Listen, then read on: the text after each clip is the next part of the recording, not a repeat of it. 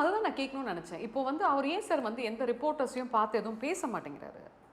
பேசி எதுக்கு என்ன பேசணும் அவனுங்கள்ட்ட? மக்களுக்கு என்ன செய்யணும் ஏது செய்யணும்னு எங்களுக்கு தெரியும், புரியுதுங்களா?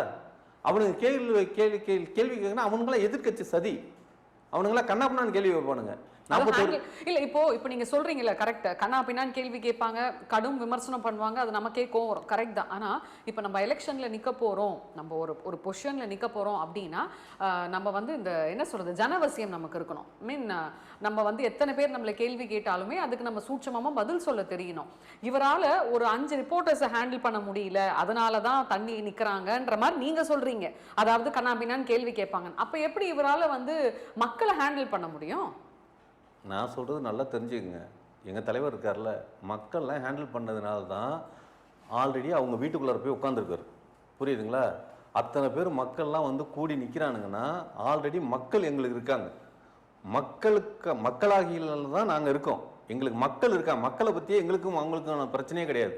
நாளைக்கு மக்கள் தான் எங்களை ஓட்டு போட்டு எங்களை முதலமைச்சர் ஆக்க போகிறாங்க. ஆனால் இந்த பத்திரிகாரன் இருக்கானுங்களே, இவனுங்கெல்லாம் ரொம்ப கொடூரமானவனுங்க. ஆமாம், காசையும் வாங்கிக்கிறானுங்க, எழுதவும் மாட்டேங்கிறானுங்க, புரியுதுங்களா? அதனால கேள்வியும் கேட்குறாங்க அநியாயத்துக்கு. அதனால தான் அவனுங்களை சந்திக்கக்கூடாதுங்கிறது தான் தலைவரோட முடிவு. தலைவர் வந்து அவங்கள சந்திக்க வேணாங்கிறதுக்கு என்னன்னா, நான் நினைக்கிற கேள்வி கேட்க மாட்டான், நம்ம என்ன எழுதி கொடுக்குறோமோ அதை கேட்க மாட்டான், புரியுதுங்களா?